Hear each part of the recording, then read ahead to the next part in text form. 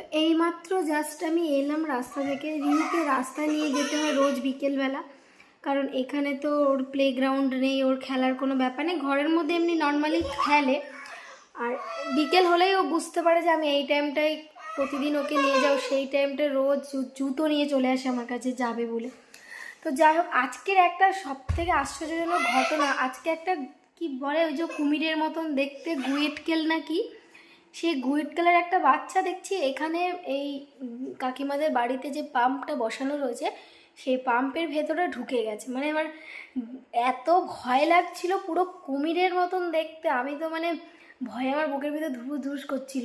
তো যাই হোক, তারপর উপরে কাকুকে বললাম, কাকুও প্রচণ্ড ভয় পায়, তাও কাকু মানে মোটামুটি ওটাকে লাঠি দিয়ে করে করে বার করেছে।